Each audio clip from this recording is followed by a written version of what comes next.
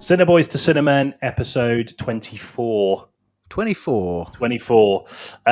Is this our second episode conducted over Zencaster? It is indeed, yeah. We did the Bloxploitation one over Zencaster, even though we were in the same house. Yeah, that was great. Yeah, and now we're doing a remote episode this week for reasons and circumstances beyond our control. The C-bomb. Yes. COVID. Basically, Yeah. Ben doesn't want to kill all of his family. Yeah. It's admirable. A betrayal of cinema, but admirable all the same. I did. I very nearly came round, and then I kind of kissed me. Yes, yeah, and just had a bath in your bathwater or something. I don't know. Or all of my unwashed clothes. Oh man. No, nothing serious yet, but we're just being taking precaution, which I think is fair enough. Absolutely, yeah. Yes. So this week, a double recording session split into 2 episodes. Yes, we've done this before. We sort of we tried to make out that we'd recorded them each week, which I just think it's best to get that lie out of the way immediately. This is a double recording session, the first of 2. The first one is, of course, Oppenheimer. Nolan's Oppenheimer. Yes. So, lots to talk about, lots of ground to cover, the film, obviously, which comes, as you should be familiar with by now, as our loyal listeners, the review is at the end, or towards the end of the podcast. Before that, of course, we have the usual conversational guff. This week, it will be about Nolan himself, of course, his career, the position he occupies in Hollywood. I think we've alluded to him a few times throughout the sort of the series in many different episodes, because he's such a pivotal figure, certainly in contemporary mainstream blockbuster American cinema. And the space that he occupies is really quite fascinating for lots of reasons. We'll get into that later on. And since the film centres on the birth of the atom bomb, one of the most sort of haunting and pivotal moments in human history, we felt it best to also rattle through some atomic era movies. As these films, I guess, are like, they share a lot of the thematic similarities. Obviously, Nolan is resurrecting the anxiety of atomic power. The films there's a couple of films I wanted to bring to the fore, as it were, are films that were made very shortly after. And I think a lot of people will know these examples for sure, but I think it'd be interesting to talk about that. Talk about these films in the same context. Perfect. Oh, mate, I'm looking forward to it. Yes, I'm really looking forward to this one, actually.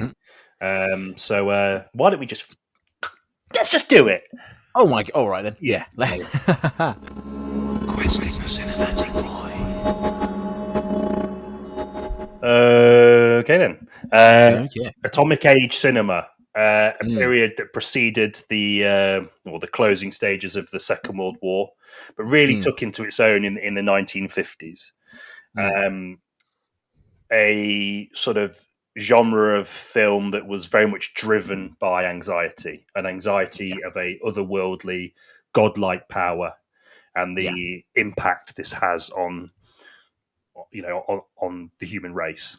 I guess I wanted to bring up a few films from this era because, as sort of alluded to in the intro, the anxiety in these films is just threaded into every moment. And whilst, of course, Nolan resurrects that anxiety, I think, quite well, we'll get into that a little bit later on, I think it's really important to sort of discuss some of these examples from that time and what was driving these filmmakers to make these cautionary tales about atomic power in an era where, there was so much fear and anxiety, not just about the atomic power, sort of broadly speaking, but its application, its use, and how the powers that be can manipulate, the public consensus into the use of such weapons, i.e., Japan. Not that the Japanese public, not that the American public had a lot of say in the matter of the use of atomic weapons in Japan, but I think the anxiety is also about that as well, and the sort of the hubris of man, the terrors of unchecked scientific advancement, the lack of morality around that scientific advancement, and the refusal to listen to those that prophesize death and destruction.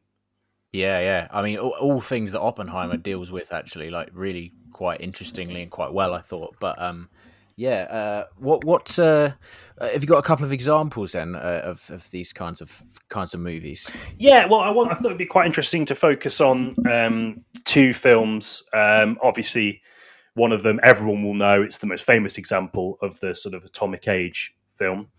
Yes. And another one, perhaps lesser known, but also very popular on this side of the pond. Well, I mean, this side of the world, maybe. So the two films in question are Godzilla, of course. Yes. The Roland Emmerich one, I assume. yeah. Ishihiro Honda's seminal monster movie. And Them, directed by Gordon Douglas. Oh, right, okay.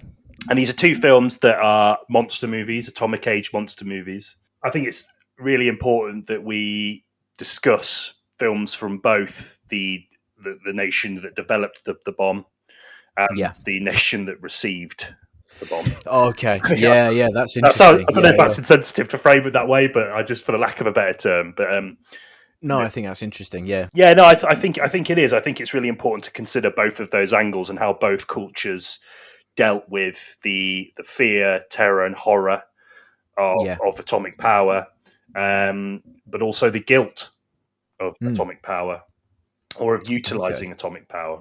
And it's interesting that the monster film seems to be the way in which both cultures express that anxiety. And obviously, it's not just reserved purely for monster movies, but the main thrust of this sort of atomic era anxiety was through the lens of the monster movie, the unknown or creatures that were sort of part of folklore, and certainly in Japanese in the Japanese case, kaiju, giant monsters, Japanese folklore.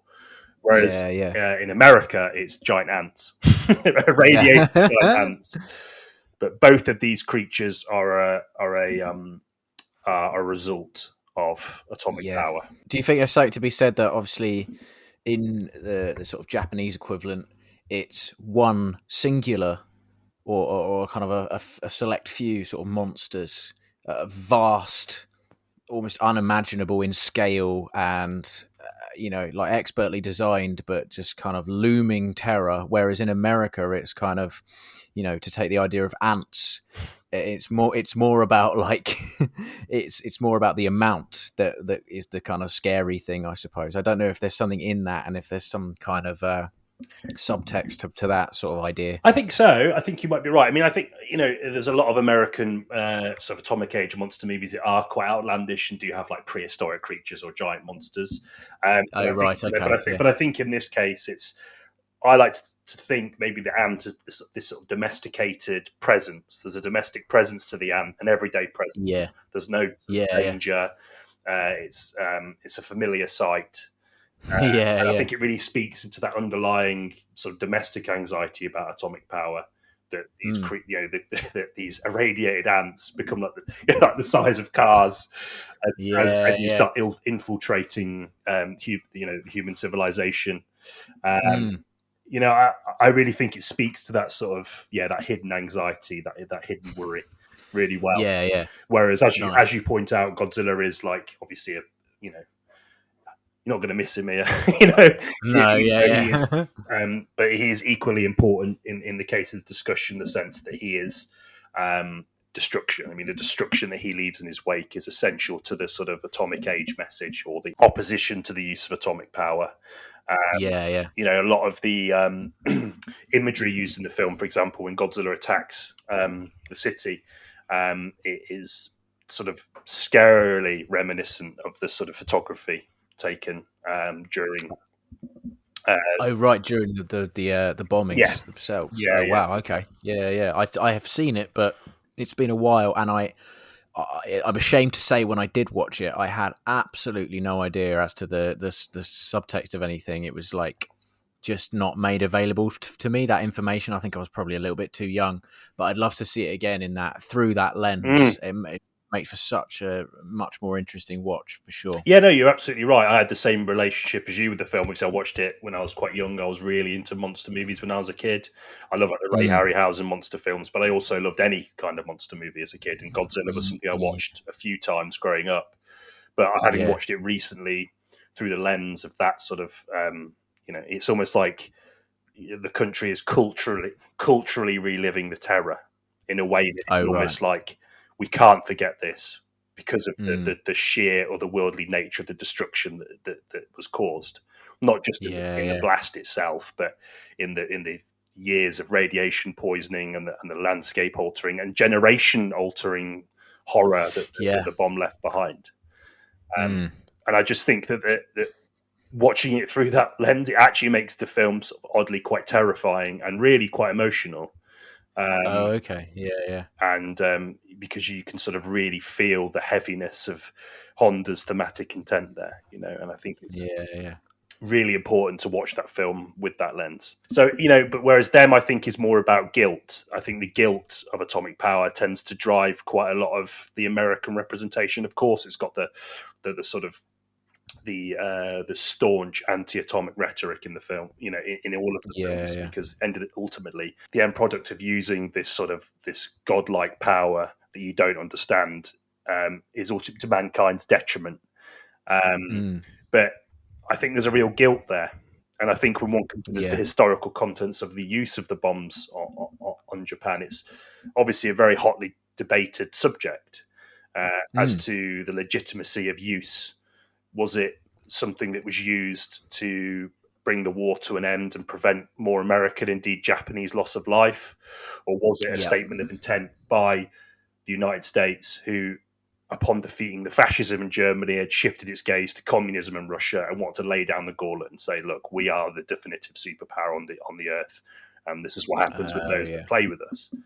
And I think if you consider that argument from the context of the sort of the way that Japan was bombed even before the sort of the use of atomic bombs, it was all firebombing, and the destruction of the cities, Tokyo included, by firebombing was horrendous. I mean, it was horrendous bombing campaigns conducted by the Allies throughout the entire war were on Japan.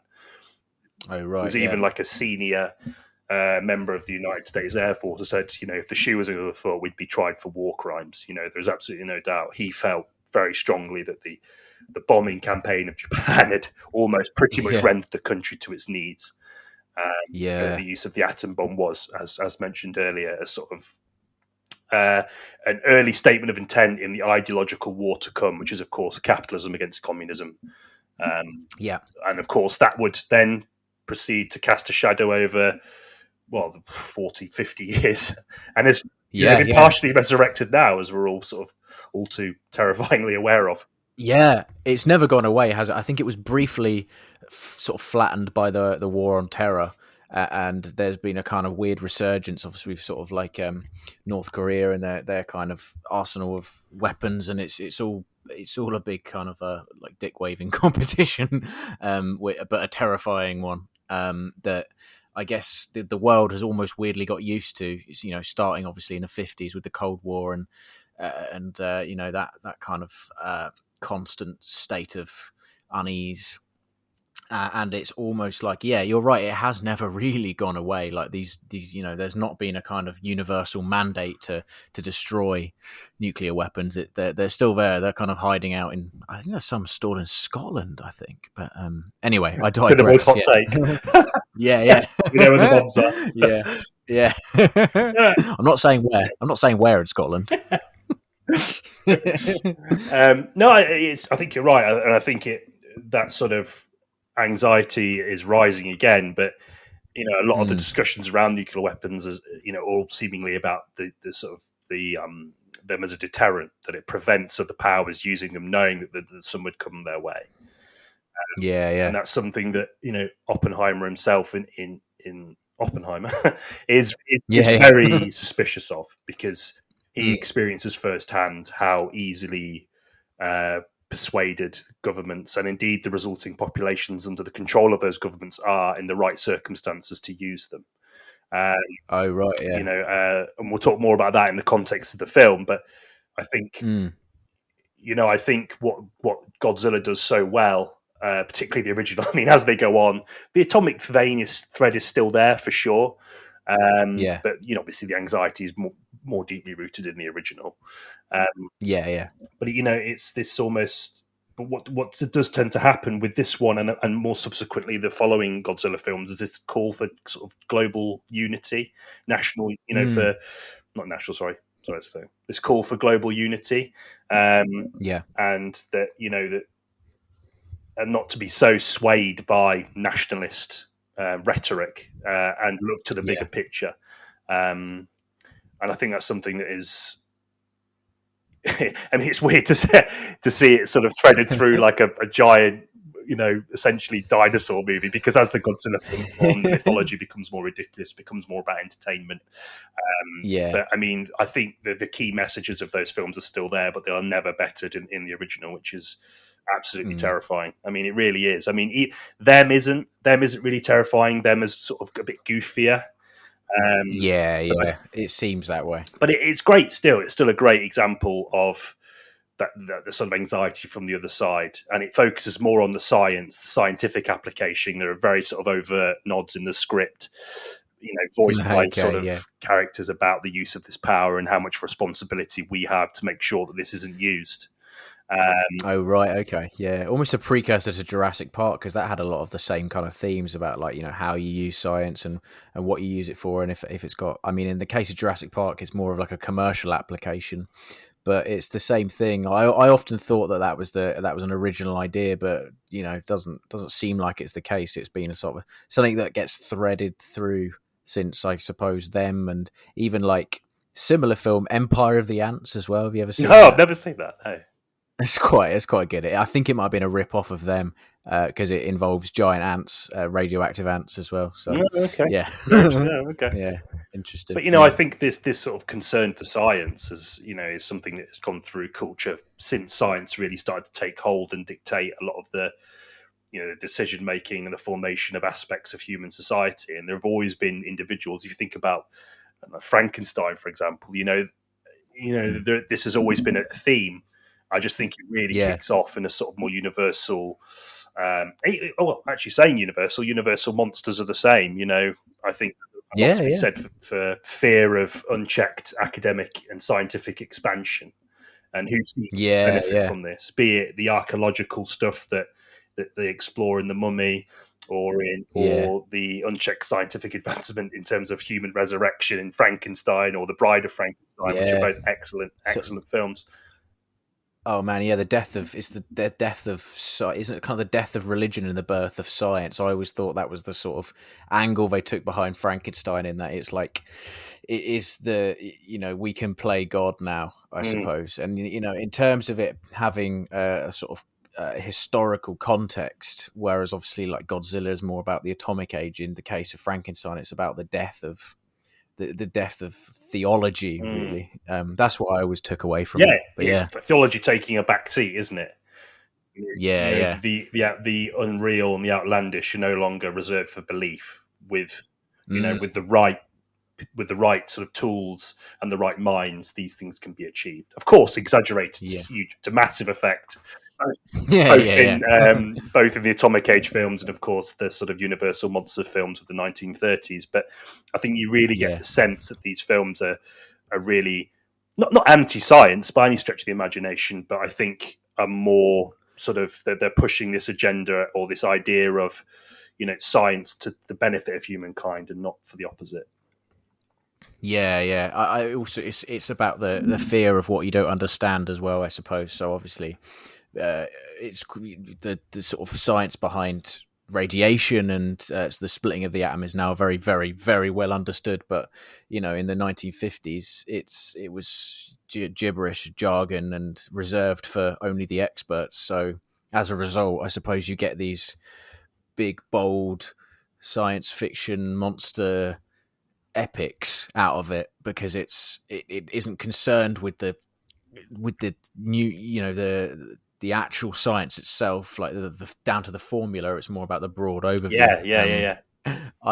There's just a brief weird aside, just kind of combining art and the atom bomb. I might have told you this before, but fascinating. You can date paintings, right? And you can look for forgeries because old paintings pre the atomic age, there's a chemical they used in paint which changed on a global scale after the first nuclear bombs were dropped, and that the soil, something to do with plants that they used in the manufacture of acrylic paint, had a certain change in them, like after the bombs were dropped, and as a result, you can detect forgeries really Oh easily. wow, there you go. So yeah. It's not nothing to do. Sorry, nothing to do with Godzilla or them, but it's just a fascinating idea, you know. I think when you consider the Godzilla franchise more broadly, it does become more about environmental. So I think without knowing it, you've sort of threaded into the next part, which is Yeah. the not only the nuclear weapons impact on the environment, but humanity's impact on the environment Yeah. as a result of expansion. Yeah. Which tends to take over after a few of the Godzilla films, and they do away with the sort of atomic anxiety, and it becomes more environmental. So no, not a throwaway remark by any stretch. Did you have any films you wanted to bring up in this context, or just sort of more broadly Atomic Age, Well, or films about the Atomic Age? Or so I when you kind of mentioned atomic age films, I'll be honest. I didn't initially. I knew that Godzilla was one of them, but I had a hard time thinking about any that I personally have any sort of memory or reverence for. The only one I could think of was The Butcher Boy, that Neil Jordan film, which I remember very little about, but there's a definite kind of string of anxiety surrounding that film, which and the nuclear weapon thing in it is quite brief, but I need to watch it again, and I remember really liking it actually. It's something to be said about Neil Jordan, although his films can be like massively hit or miss. Is he's very very good at unease, I think, and sort of like bubbling beneath the surface kind of thing, similar to sort of Lynch or something. But in the case of The Butcher Boy, it's like, so the film's basically about a boy growing up in the 1960s and his sort of dysfunctional family and that kind of stuff. But he's got like a mate who feeds him this sort of increasingly paranoid delusions about nuclear annihilation. And obviously, in this sort of 60s context, it starts to like envelope him. He starts having, there's like these visions of the sort of nuclear annihilation. Just one to watch, I think. If you haven't, it's not widely known about or widely seen, but that's a great one. Okay, yeah, It's good. I've Movie. I've not heard that. Is that English? It's Irish. It's like an Irish black comedy. Ah, okay. Yeah. Butcher Boy. Yeah, and that's good. Okay. I did a cursory Google atomic age films, and my god, there's some shit as well. Like, Oh yeah, some really bad ones. yeah. Crimson Tide was among them. I remember quite liking that. Have you seen Crimson Tide? Oh yeah. Wow, that's a deep cut. But Yeah. it's difficult to find any kind of real standout ones for me. It is a bit of a blank spot in my kind of on my DVD and Blu-ray collection, which I can see right now. Although atomic weapons are used in a lot of in the plots of a lot of films, it's usually a kind of military or kind of a almost silly science fiction action aspect of it. Like I think it's in one of the Mission Impossible films, isn't it? Like one of the recent ones, Fallout. That's sort of got a Probably, bit of yeah. They all blur into one for me, but I imagine nuclear weapons make an appearance at some point. Yeah. They have entered the cinematic language, but in terms of actually like conveying the sort of the bubbling tension, they're quite, for me anyway. It's quite hard to. I mean, those films sort of resonate. They're anchored in that period, though, aren't they? I mean, nuclear weapons are the definitive sort of world-ending weapon that we have. Yeah. The feasible, tangible. Not me. Yeah. But so I think it's the idea that they're sort of threaded into sort of action and science fiction, films of the last sort of 30, 40, 50 years as a result of that anxiety, I think speaks volumes to the depth of the sort of fear and Mm. and the concern that is shared by everyone. Yeah. um, I mean, what a way to generate stakes. If you want to have an actual world-ending scenario that doesn't involve like an alien blowing up the core of the Earth or something, if you want to have it a bit more sort of grounded in realism, you have the opportunity to do that because these things genuinely exist.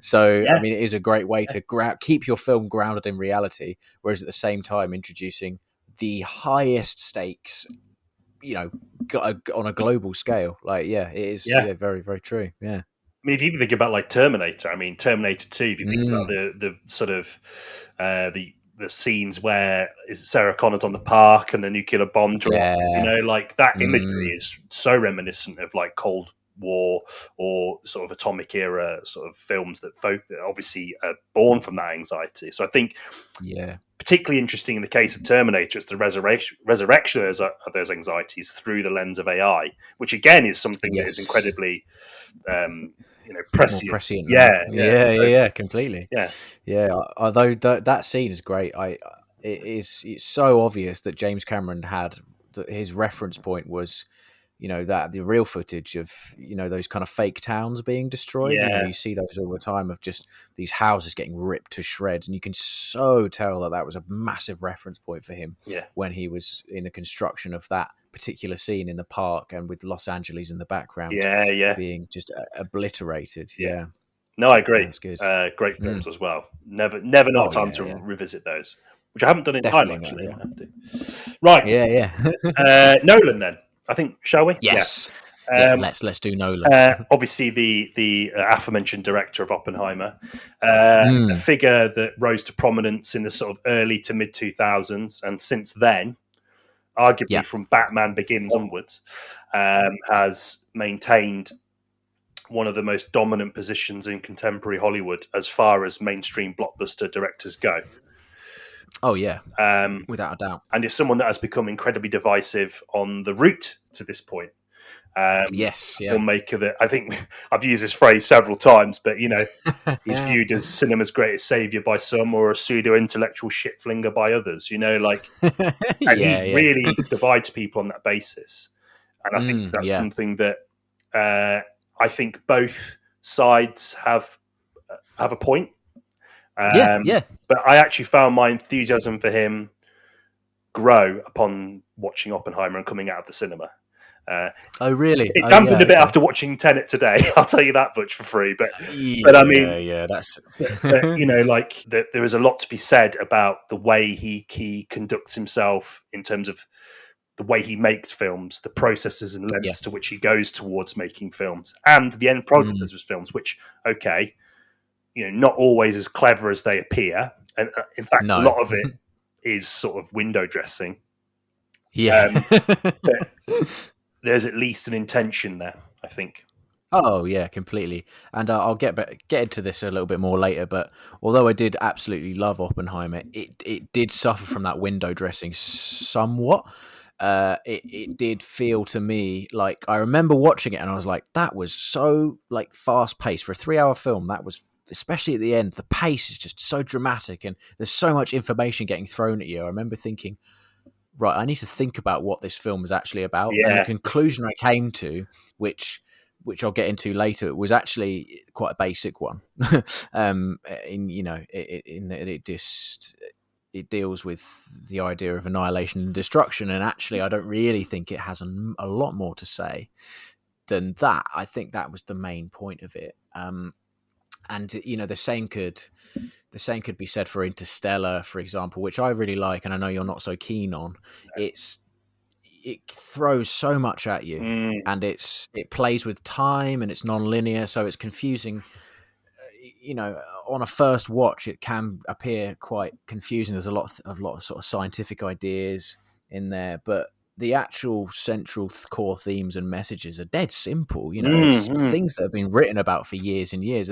They're as old as storytelling itself. A lot of his themes, yeah. and he does hide behind a lot of unnecessary. Some people would consider them unnecessary complexity. I think. No, I think you couldn't have said it better myself. I think he, the window dressing element is in his use of exposition. I think he You know, he explains away obviously quite lofty scientific ideas in like the most sort of like throwaway fashion. I think that's sort of that side of him that is sort of, look, you know, I'm challenging audiences. You know, I'm making audiences sit through a 5-minute exploration of, I don't know, like space travel or black holes or how time works differently in different dimensions or whatever. You know, but I think it's quite easy to see through. And I think in films like Interstellar, which, as you said, I'm not the biggest fan of, it's so easy to see through it. And I think it's also particularly easy to see through it in Tenet, probably the most easy to see through in Tenet. And it to a slightly lesser extent in Inception as well.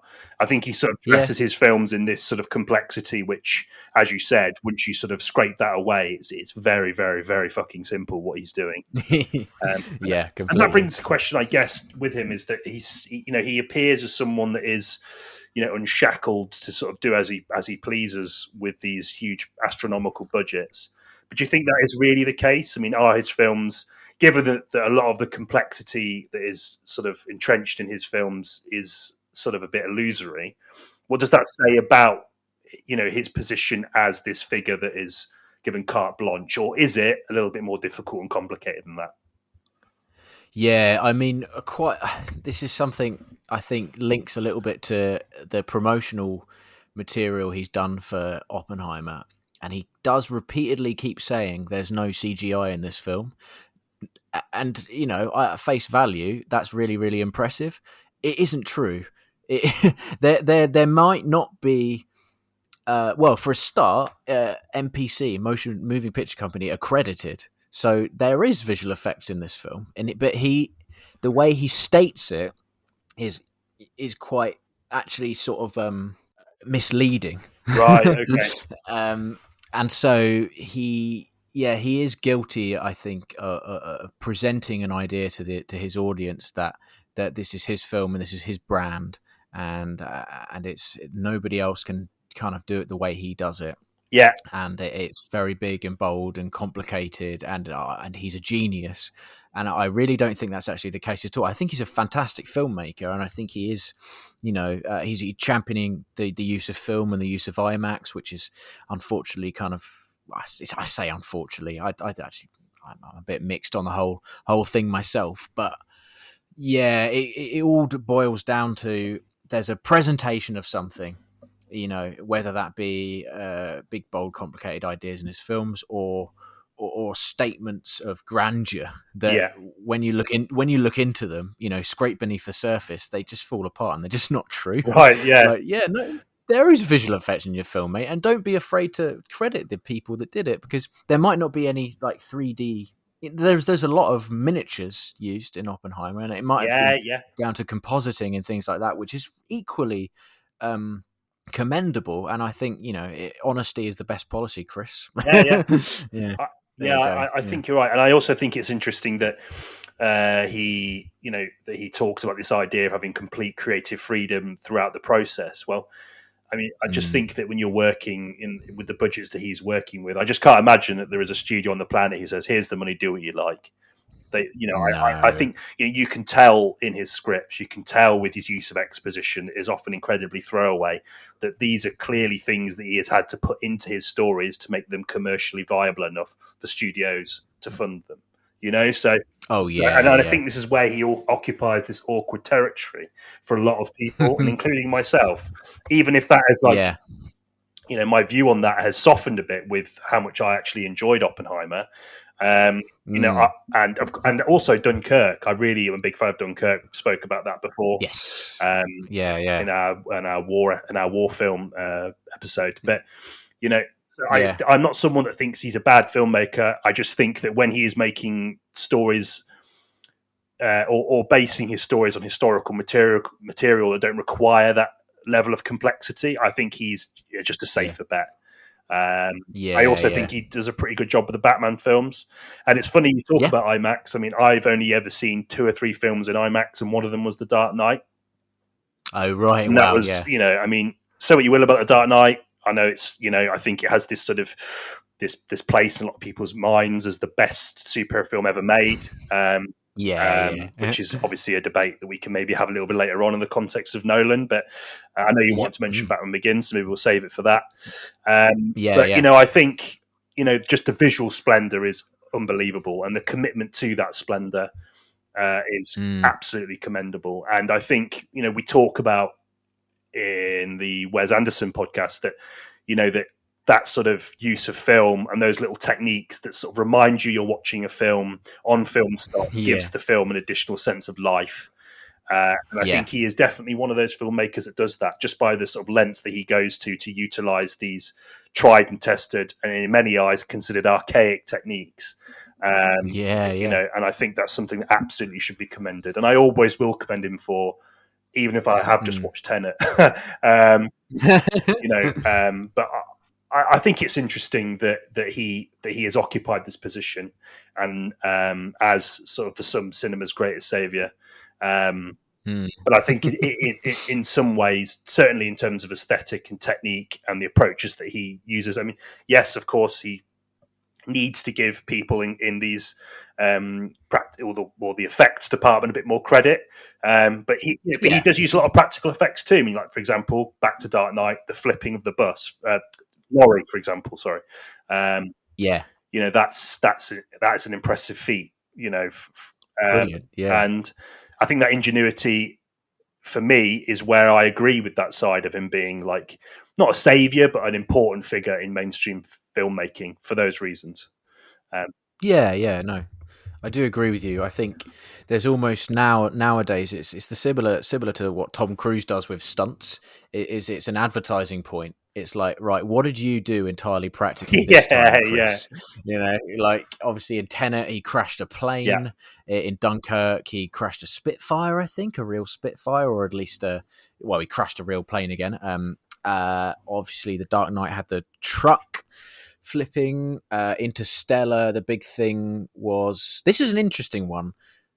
He used rear projection, which is a form of visual effects, but he used rear projection inside the spacecraft to give the actor something to look at, look out the window and see the Earth or see this big gargantuan black hole. And there's always an advertising point, similar to what's Tom Cruise going to do to try and kill himself this time. It's the same thing, and you can kind of pull it out of the bag. Obviously, in the case of Oppenheimer, it's the recreation of the Trinity test, which was done with real explosives. I think it was miniatures or bigatures, as Peter Jackson once coined them as. It's funny how he uses that as a marketing tool. Well, it's interesting, isn't it? Because we were talking about that quite a long time ago about the use of cinematic technique as a marketing tool, and how that's something that's sort of come out of nowhere. We were talking about that in the context of the one take. I can't remember which episode it was. Maybe John Wick one, maybe.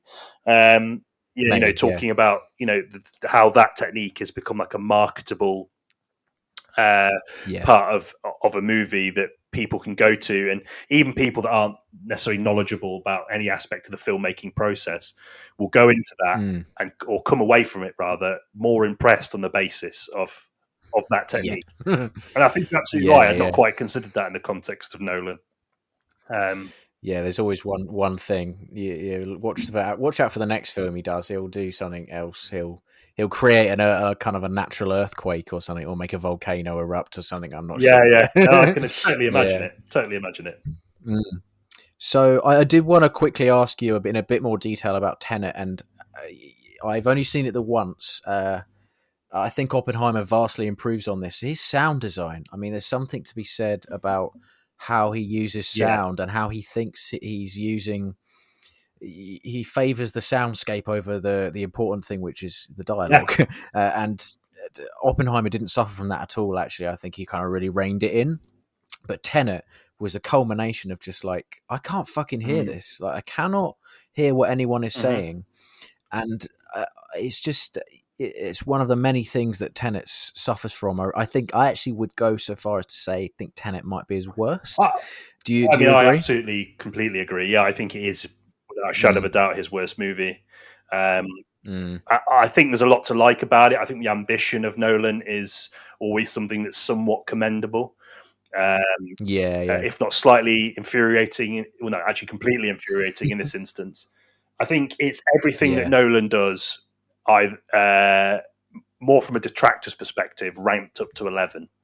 Yeah, The sort of needlessly complicated dressing up with all of this sort of exposition about time travel. yeah, The sort of, again, the use of the overpowering nature of the score and the sound design, which I thought Oppenheimer had a yeah. little bit of at the start, but I think it worked as a thematic device given the enormity of the Uh, situation these characters were undertaking. right. Yeah, Um, yeah, yeah. but Okay. in Tenet, I think it's quite important that we have some sort of context as to what's going on, particularly as the narrative Yeah, literally yeah. just sort of starts and then that's it. You're not given any sort of suggestion of No. what's going on. I know that's sort of the idea of the film, that it's supposed to be confusing, but that's part of the Yeah. problem with it. It's someone almost doing intellectual wheelies who doesn't appear Mm. that clever. And I don't want to say that Yeah. too. Well, I have said it, but I obviously Nolan is a clever bloke and he knows what he's doing. He's an incredibly Yeah. talented bloke, but I just think, if you are a detractor of Nolan's and you think a lot of what he does is sort of empty, and I don't, Mm. I think Tenet is going to be the film that's going to sort of prove a lot of your criticisms right, really, because Yeah.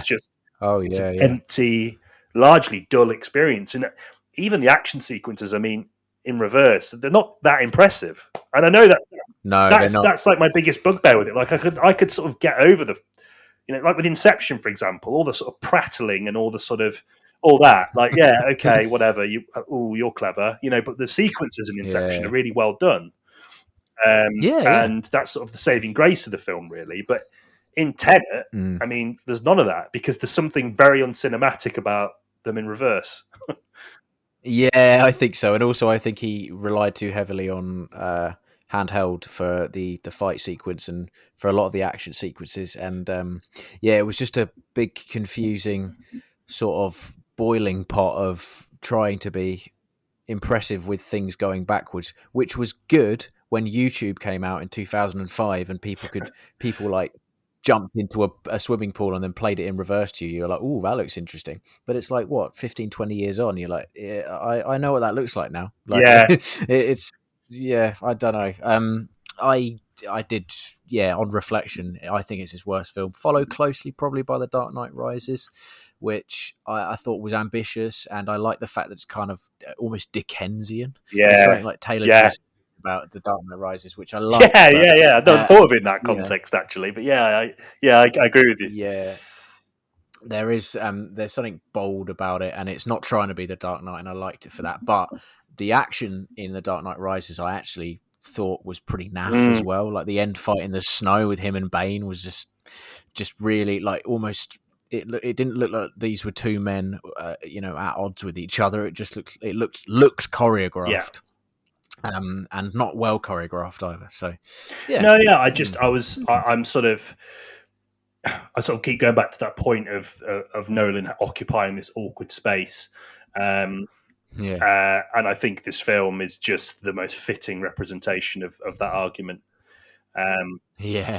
it's a shame because Rob Pattinson I think was riding quite high. John David Washington was also riding high. And it just Yeah, it was probably the first time that people came out of the cinema generally after coming out of a Nolan film and going, nah.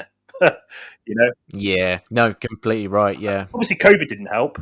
No, it was the first film of his in a long time to lose money. I do kind of think also Nolan. Some of my personal favorite Nolan films are films he has made with restraint. So the Prestige, I really really like. Apart from, I mean, Dan, our dear friend Dan, makes a good point of saying, I don't like films. It's a film about magic, and magic's kind of lame, and I can understand. And when he says it like that, you kind of like, oh shit, yeah, it's just about uh, magicians, really. Like it doesn't have that kind of big, bold, brash Nolan edge to it. But I think it's a really well put together film. And it was $40 million that cost. So not a lot. And he shot, it's Victorian England.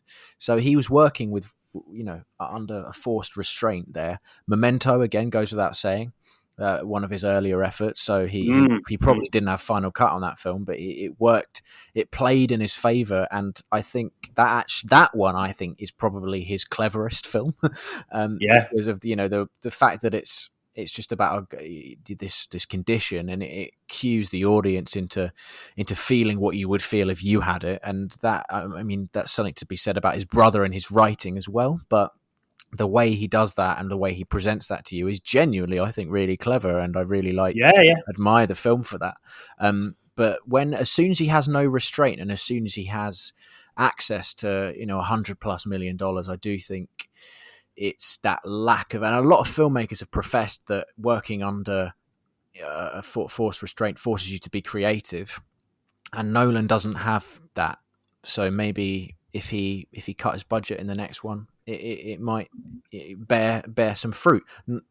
Having said that, Oppenheimer was only 100 million. So was Dunkirk, actually, which in the case of Nolan isn't actually all that much money. Tenet was twice that amount; it was 200 million. So, and look what happened there. Yeah, I think with the case of Tenet and Interstellar for me, and even Inception, it's grandiosity and pomposity in equal measure. I think obviously he is, a devout lover of the medium. He obviously loves Kubrick. He mentions Kubrick all the time in interviews. Yeah, completely. I sort of got flavors of Malick in Oppenheimer, actually, a little bit. Oh right, yeah, okay, I can see that. That's a twatty remark. Flavors of Malick. Flavors of Malick, yeah. But like obviously he adores Kubrick, and I think that he is trying to ape Kubrick through the lens of mainstream contemporary cinema, and I just think that's a really difficult thing to do because the landscape is different. I think studios have always been apprehensive about giving these sort of singular vision types a lot of money. But I think that he probably plays ball than he would admit. But I think he reserves his sort of homage to Kubrick for his visuals and his thematic intent, which doesn't really hold a candle to Kubrick at his best. No. And I think it might be a bit unfair to sort of hold that comparison because my admiration for Nolan, as I've said, has increased. And like I said, when I think he's working with something historical, I think he's at his best. I mean, I think Dunkirk is fantastic. We sort of talked a lot about it in the press film, so I won't go on about it too much, but I think it's one of the finest contemporary war films made, certainly from a Western perspective. Or a Hollywood perspective, should I say. And I also thought Oppenheimer was a real success, a real achievement. So, I sort of don't want to feel like I'm being too harsh about him. No, same, actually, because I do greatly admire him. I do, but I just think, calling him cinema's greatest saviour might be a bit of a stretch. I think so. I agree. I do agree with that. Especially, I don't know, in the context of The Dark Knight Rises and Tenet, this guy ain't perfect. No. He can fall prey to his own indulgences, but when he works, it just is. It is really unique, and I'd love to talk a bit about Batman Begins, actually. Go for it, because I don't know if I've mentioned this before. I might have done in one of our superhero efforts, but that for me, if someone said I want to watch a blockbuster, that is the film I would choose. It's my personal favorite of the three Batman films. I do think again, I've said this before, but The Dark Knight is a objectively better film. But there's something to be said about the Batman Begins. Obviously, again, he's working with a bit of restraint. He probably didn't have final cut. It was Warner Brothers taking a gamble on a relatively new voice in cinema at the time. So he absolutely wasn't. He absolutely did not have final cut on that film. I'd be very surprised. And he's working with a really decent, really succinct script, which people forget that Batman Begins came out only 2-3 years after 9/11, and the ideas, and going back to what we were saying about history and historical context, and how films can be a sort of bear the burden of contemporary events. Batman Begins is literally a film about the weaponization of fear, and post 9/11, I think that is just genius, right? And it's a way to hook an audience, and via something that in the collective consciousness, it's such a great, or near perfect. I mean, superhero film, and I don't think it will ever be topped. I think it's perhaps alongside Tim Burton's Batman films, although it's albeit a different version of what I'm about to say, but it's a very successful fusion of the directorial style, the influence of contemporary events, and the mythology of the character. And I think that's something that Batman Begins does really well. I think The Dark Knight is more a Nolan film. It's Nolan's homage to Heat with Batman in it. Oh man, yeah. He'd proved his worth by that point, so he had. There's more of his stamp on it, and less of sort of Goya's. Less indebted to the sort of comic book world, as it were. And again, you talk about this idea of the sort of the post 9/11 sort of collective condition. It definitely carries on into The Dark Knight. The visuals, for example, the rubble, even like stuff the sort of and this starts in Batman Begins, but the suit is Kevlar, it's armor, and all of the weapons come from R&D. They're not these sort of ridiculous gadgets that have sort of like a silliness to them. They have like they're sort of entrenched in some sort of reality on the basis of the ridiculous things that people have cooked up in times of military or global crisis. Oh, you're God, you're right. So I think there's, I think Nolan deserves credit for that, for embedding those ideas into, because not to sort of go on the point about superhero films too much. We've had 2 episodes dedicated to that, but I think there's not many Marvel films now that are trying to sort of tap into.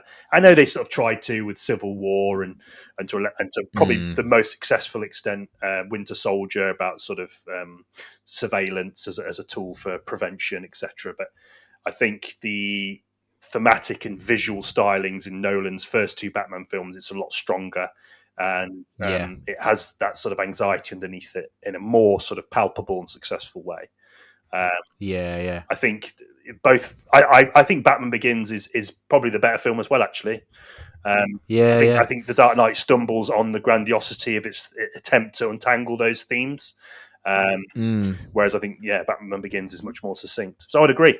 Oh, perfect. Yeah, I'm fascinated by what you said about that. Yeah, I'm genuinely fascinated by what you said about the Kevlar stuff. Because you're right. It's literally Wayne Enterprises military division left over. And Lucius Fox literally, says to him, "This is military grade stuff," and I didn't consider that actually. But you're totally right. I'll have to watch Batman Begins again. No worries. Sorry, Hannah. Shall we move on to Oppenheimer then? Because I think that's a good segue. Because there was actually a point in Tenet. Roman Polanski's Tenet. There's a point in Tenet where they even make a reference to Oppenheimer. Right. The inventor of this, or what I was sort of tuning out by this point, but comparing this inventor of this this device, which is going to sort of bring about the end of the human race. It's called, that generation's Oppenheimer. Yeah, oh, really? It's a bit strange to sort of hear that, knowing obviously now that Oppenheimer's out and in full swing.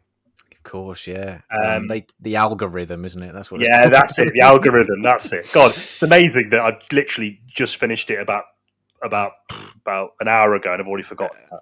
Oh well, there you go. It's a bit of a dud. Where Nolan sort of fails in Tenet, and some of his worst impulses are apparent in lots of his movies. I feel, going back to the idea of what I said about grandiosity and pomposity in equal measure, I really felt that the grandiose nature of his cinematic style was far more prevalent than the pomposity. Okay. And I think a lot of his techniques and his approaches and the way that he approached not only the subject matter, but also the sort of way his narrative techniques engage with the subject matter didn't feel pompous. It felt right for the enormity of the history that he was bringing to the screen. And I'm not just talking about the way that he manipulates time, because it's very, very Nolan. Yeah. Oh, yeah. But the way he sort of intercuts the sort of phosphoric atoms burning through a black screen, or Oh sequences of man, nuclear hellfire. It's so Nolan. It's so on the nose, but yeah. somehow it just works. Yeah, I agree. I think the visuals of those kind of events are so captivating. It really won me over in this instance. Like those kind of fast spinning. You don't really know what you're looking at, but it must have had a kind of scientific basis. And like just all of this hellish destruction that gets very, very, very quickly cut into a lot of it's when Oppenheimer becomes a lot more kind of insular. Yeah, I loved it. I really thought that punctuated the film in this case, and it didn't feel reckless or cheap. It felt really earned, and yeah, no, I agree with you. I think it's really, really, really clever how he did that. Yeah, no, I just think that that's what this film's saving grace Mm, is that it sort of vindicates his creative decisions, mm, vindicates his style as a filmmaker, um, yeah, and at no point did I become even slightly perturbed with any of the things that would usually bother me in his other movies, yeah, yeah, because it felt right for the context of the story that he was, that he's yeah. obviously incredibly passionate about, both Oh yeah, as a cinematic event, but also as a sort of cautionary tale about atomic power, which is, I guess, what it should be. I mean, it's interesting. I was watching, or for the sake of research, and there's a few experts that say he didn't go far enough, and I think oh that right, okay, could be a valid criticism. yeah, Um, but I felt very bogged down by by the sort of the impossible nature of his decision, and a lot of yeah, the sort of the themes within that decision about the sort of how his history forced his hand. The fascists were building, or the Nazis, sorry, were building their own nuclear bomb, yeah, and that had a huge impact on Western scientists because they wanted to combat fascism, and the only way they knew how, and that's by providing their intelligence yeah, to the fight. yeah, So yeah, this idea that you give this to the Nazis, they will just use this for the worst things imaginable. yeah, yeah. And So in this situation, we are the good guys, so we can. yeah, I mean, it's not as straightforward as that, but no, as Oppenheimer finds out, but yeah, but that idea that sort of history forces your hand, and also history can sort of manipulate idealism, you know, okay, and the figures within that history manipulate idealism. That he thinks that by developing such a weapon, it will make the whole world stand up, take notice, and realize mm, the destructive potential of scientific endeavor. And mm, this will sort of garner in a new piece and never seen before. And it's interesting because I think about it in the context of other weapon inventors. The man that invented the Gatling gun thought the same. If I invent something that is so horrible that yeah, accelerates the killing of people, that maybe it would convince people not to use it. But of I course, see, it, yeah, it gets used. And I think there's something inherently tragic about that experience, and coming to realize that. mm. Oh yeah, completely. It is. It's a big theme in the film, and that throughout the first half, there's a real sense that they think they are working towards something peaceful and something good. It's like this is going to be the bomb to end all wars, and the film does a really good job of slowly tipping though that sort of idea on its head, and the revelation that all he has done is created a means to destroy each other and annihilate each other. And it's the way that the film kind of plays with that is really really great, and it does just sort of boil down to that.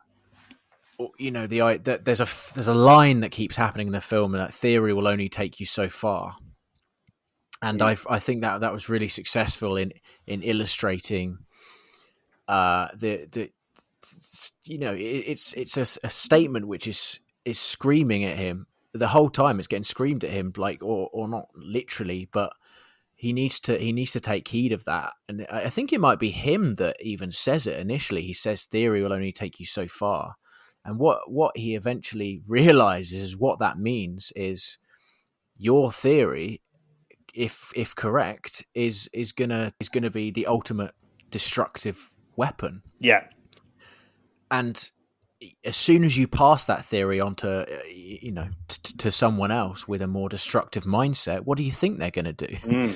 They're going to use it. This is going to be used to kill hundreds of thousands of people. And it's really interesting that he is the person to profess theory will only take you so far. And when, and ultimately that is exactly what happens. When as soon as it's taken out of his hands, he's realised what he's done. Really great. Not a theme that hasn't been explored before, but I mean, done brilliantly, I thought. No, absolutely. I think that there's a sort of an anxiety, not just about the process of creation, but also the ideologies or the clashing of ideologies that dogs that process of development. How that clashing of ideology dictates America's domestic and foreign policy. And how that generates further anxiety for the scientific minds. Many of which had left-leaning or left-wing sympathies, and as we know historically, it was you weren't looked upon with any favour at all if you had any sympathies for communism or any sort of left-wing ideology.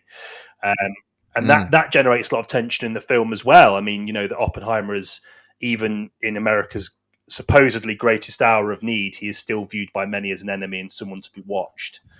And you always get the sense that this sort of this duty that he is, that in the eyes of any sort of unnuanced, straight talking, patriotic American would say was a great deed. It's amazing that is so quickly turned on its head. By him, just purely by him expressing his guilt, it resurrects all of this sort of all of this doubt about his past, his political affiliations, and even though he resists his political temptations or his ideological temptations in the pursuit of scientific or academic endeavor, he is still viewed negatively by those people in positions of power. And it's also those people in power that use the bomb, in a manner to which, that at least in the film, is portrayed with very, very little guilt or concern. There's I love the scene with the president as well, played by Gary Oldman. That was a bizarre little cameo, wasn't it? I thought that was one of the best moments in the film, where he says, and this really happened apparently, he says, "I've got blood on my hands," and there's that almost attempt by I can't remember which Truman.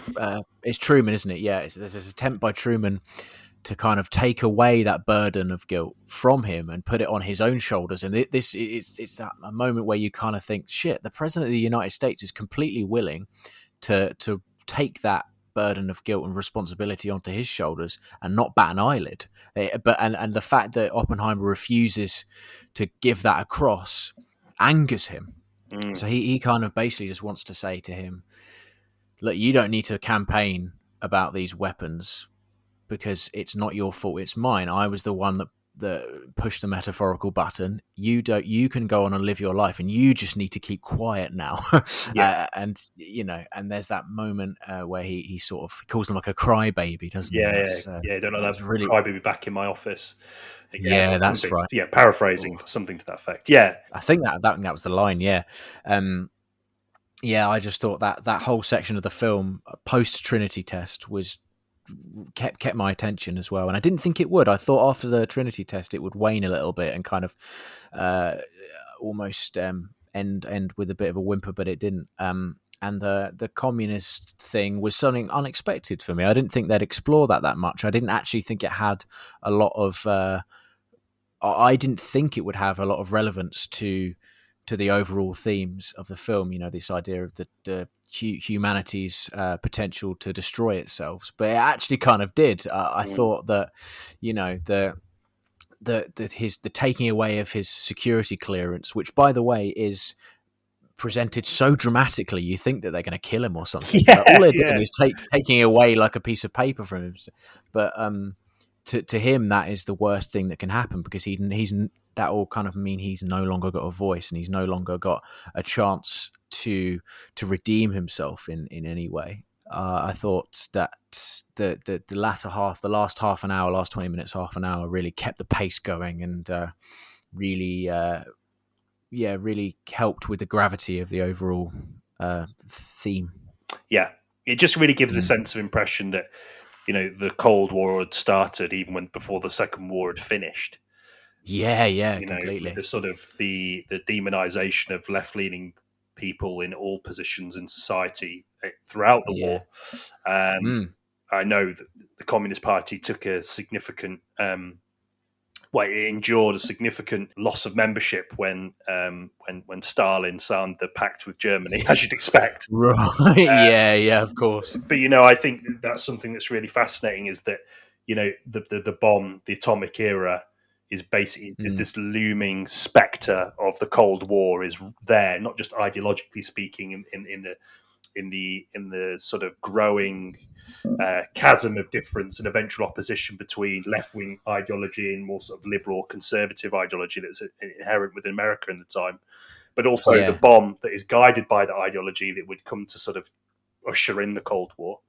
It sort of feels bizarrely prophetic, the use of those ideas and the use of those conflicts throughout the movie, and I thought that was really, really well paced element of the film, thematically and narratively speaking. Oh, completely. Yeah, I also loved the kind of weird dichotomy between the overarching sort of arc that Oppenheimer experiences, and then Robert Downey Jr.'s character, well, to a much lesser extent, experiences the exact same thing, except instead of it being the destruction of the world, it's the realization that it isn't Oppenheimer's fault that Einstein didn't look at him. I loved that. I thought Robert Downey Jr.'s character, I can't remember his name, unfortunately, which Strauss. Is it Strauss? Yes, Yeah. it's Strauss. Yeah, that's right. There was sort of a weird parallel there with, I guess, it's a misunderstanding that happens. And in Oppenheimer's case, it's a misunderstanding that this bomb is going to be used for the force of good. And in Robert Downey Jr.'s case, it's a misunderstanding that Oppenheimer has rallied science and scientists against him. Yeah. I always thought there was a strange parallel between those two characters.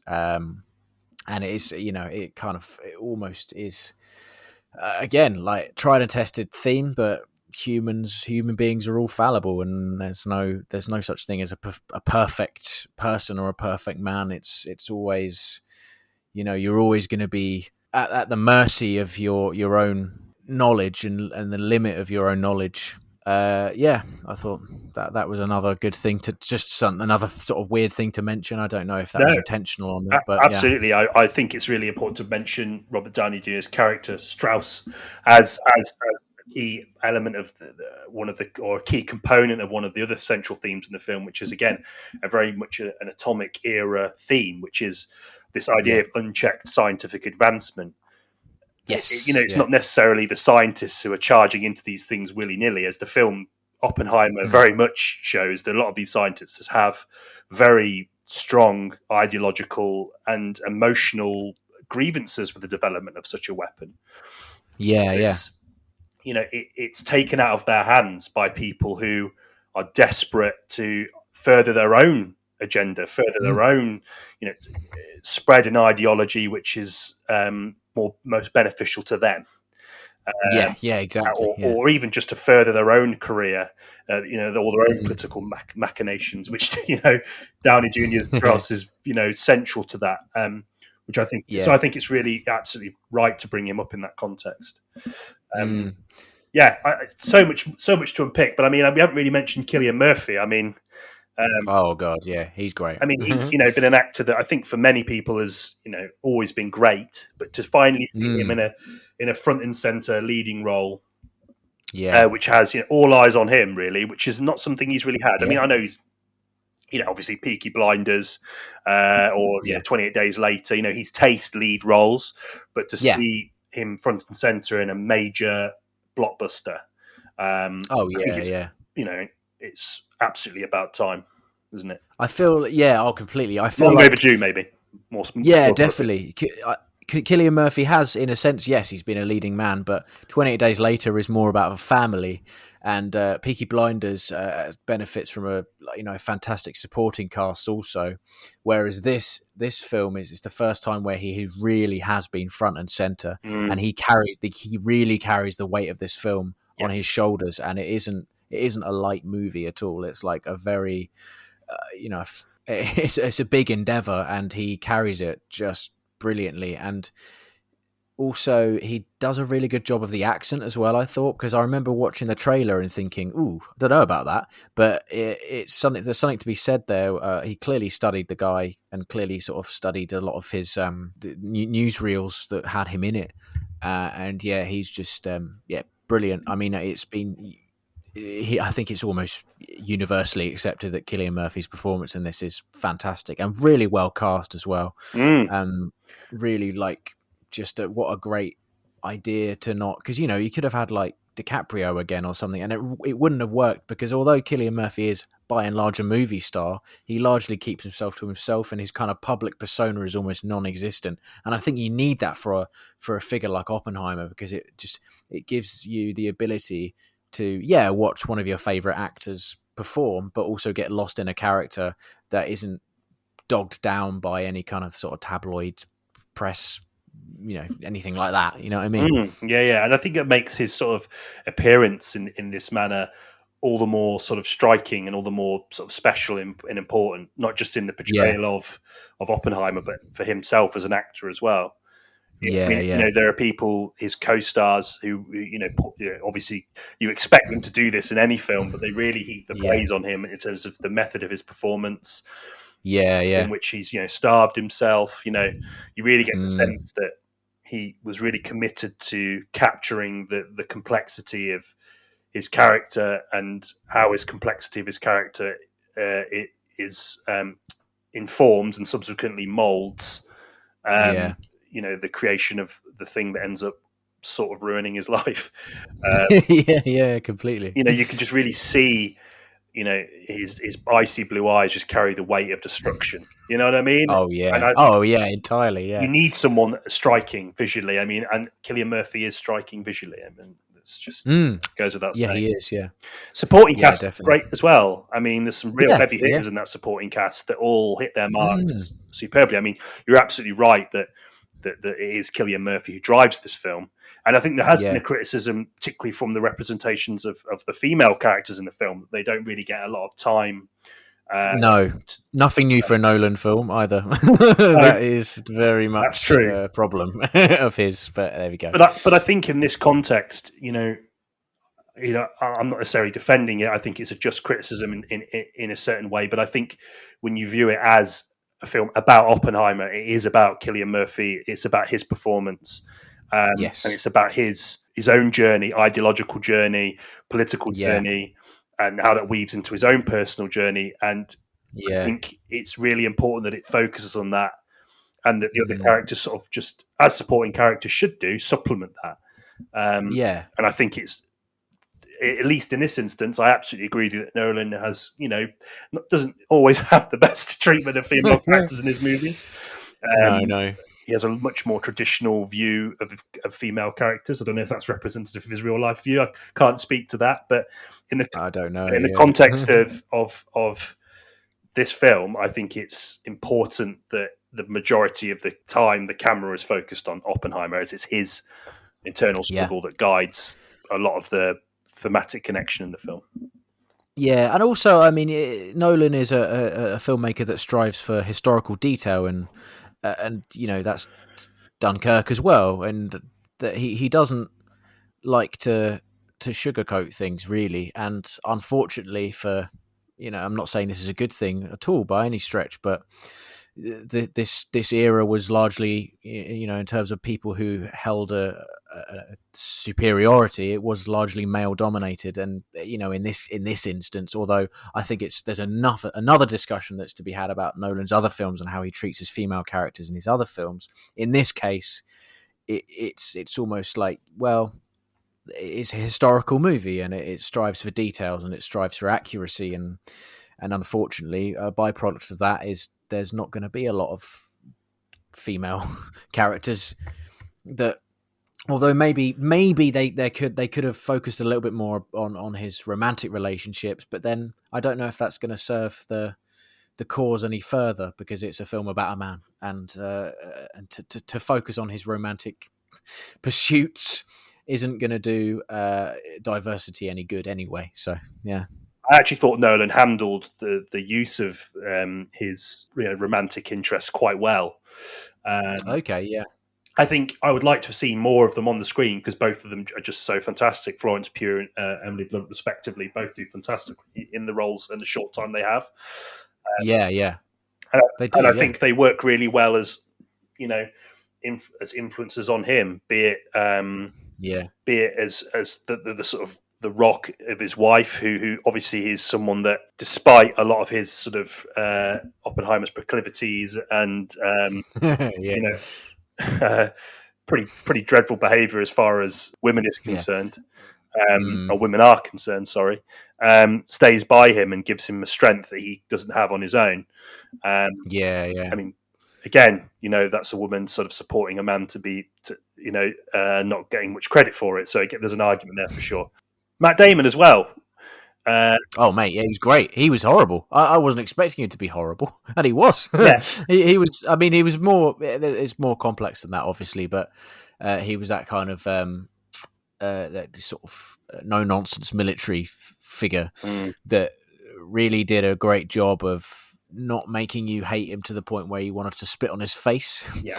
But also maintaining Oppenheimer for a lot of it, and kind of resisting Oppenheimer's desire to almost sort of share this idea with a lot of America, and he did a really good job of playing that character, that kind of that sort of military hard man who has ultimately has semi jurisdiction over him, even though there's a sort of a dynamic with, like, I think Oppenheimer knows that Matt Damon's character cannot understand the science, and therefore his superiority can only take him so far. I like the way Nolan characterizes him, because I think there'll be a real temptation there just to have him, as you say, as someone that is sort of this deplorable, one-dimensional representation of this very sort of ultra-conservative, very jingoist viewpoint.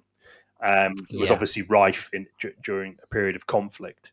But whilst the film definitely dips its toes in that, and I think whilst he is emblematic of that just by the nature of being the only real sort of senior military figure in the film, who has prolonged role in the film anyway, I think there's this sort of sense of begrudging respect between them both that he has for him after, perhaps ideologically, they've drifted apart.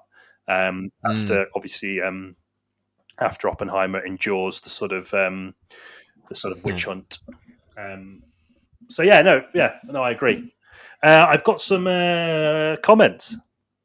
Oh yeah, I love this. Yeah. So I put, because we did Barbenheimer. We'll talk about Barbenheimer in the Barbie episode, because I think we should. More yeah, applicable there perhaps. But as you know, I sort of set up the comments earlier today from both films. So Barbie got a lot more traction.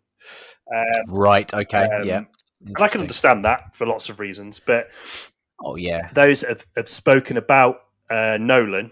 Usually I try and thread it through the discussion, but we're getting so into it I sort of forgot to, so we're just going to dump it all here. We dump your comments, we're not dumping them. So when I asked people what they thought about Oppenheimer, Alex, Film Club, basically said Oppenheimer, yay or nay, and then asked people to expand on it. He put mostly yay, but Nolan can't help his usual quirks. Incredibly well put together, though.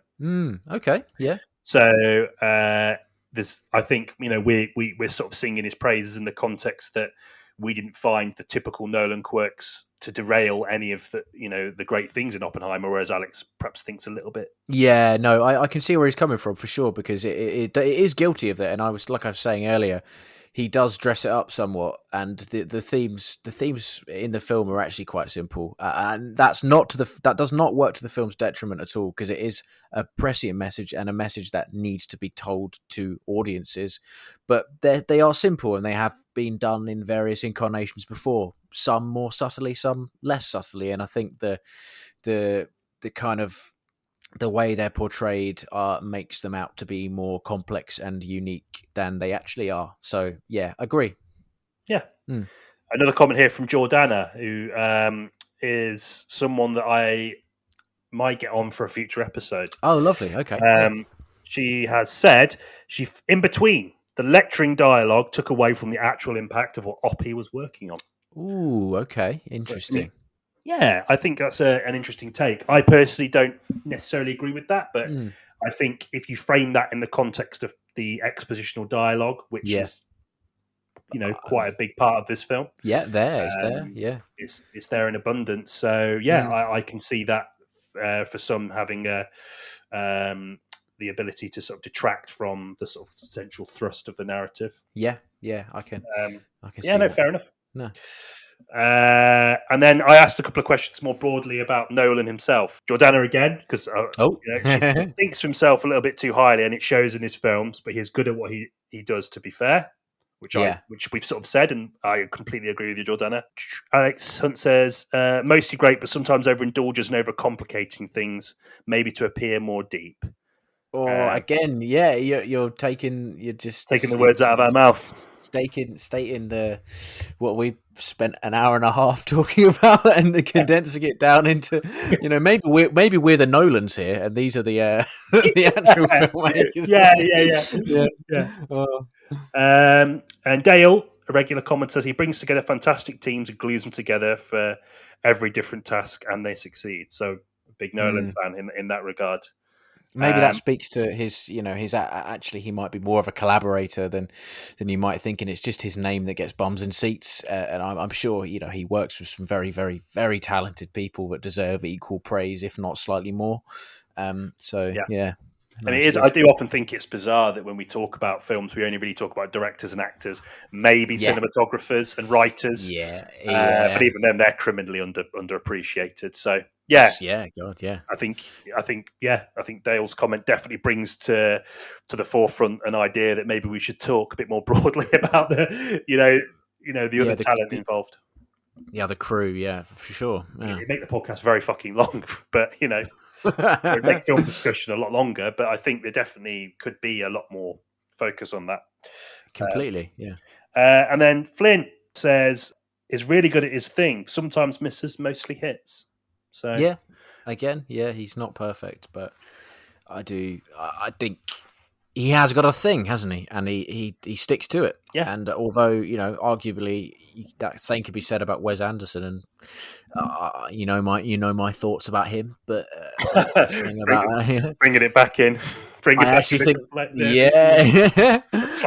Nolan. I think Nolan is good at his thing, and he should continue doing it. It would be weird if he did anything else, and probably wouldn't succeed. Although, who knows? Yeah, I think he's definitely comfortable in the space that he operates in now. I think he's probably going to go to something. He seems to sort of dart between sort of working on some sort of historical period piece or some sort of big moment in human history to then something from his own mind. Definitely. I'll wait to be won over by it, but so far I think it's his work that's anchored more in reality that is superior. Yeah, definitely. Outro. Let's do it. Questing the cinematic void. There we have it then. Good to talk about, Nolan. It's felt a long time coming, hasn't it, actually? Oh, yeah. I'm so pleased I got to gush about Batman Begins as well. I have an alternative title for Oppenheimer. I've just thought of it now. Juice Bigelow, American Prometheus. I think that's brilliant. That's beautiful. Yeah. Oppenheimer. Yeah. Maybe it'll be a live, die, repeat Edge of Tomorrow situation. By the time it gets released on DVD, they would have called it that instead. Yeah. Imagine Nolan cursing himself for not thinking of it sooner. Shit. But no, a really great discussion. Really enjoyed that. A lot of things that that I personally really love to talk about. So absolutely. Thank you to Nolan for allowing us to do that, I guess. Thanks, Chris. I don't know why I said that. Thank you, Chris. As if he's there going, oh yeah, cheers lads, don't worry. Yeah, all good. Yeah. Right. I would say next week, but we've already said Yeah. in the outro that we're not going to have that next episode. Barbie. Barbie, yeah. Looking forward to talking about this one as well. Yeah, very much so. And Barbenheimer as well. Just a very unique set of partially manufactured, partially things getting handed over to the internet situation. Yeah, which is pretty hilarious, I think. And it's I don't know. Did you see them on the same day, both of them? I did. Yes, I did. I saw Oppenheimer first, Barbie second. So yeah, okay. I think that worked out the best way because I came out of Oppenheimer feeling a little bit sort of despondent about everything. Yeah. I think Barbie was quite a nice remedy for it, actually. Absolutely, yes. Bit of a dessert. Yes. So we'll skip to that dessert now. Yes. In the meantime, I don't know what your listening strategy is, listener, but if you give it a couple of days, enjoy those couple of days. Yeah. Have a lovely couple of days. Have a lovely couple of days. See you in the next one.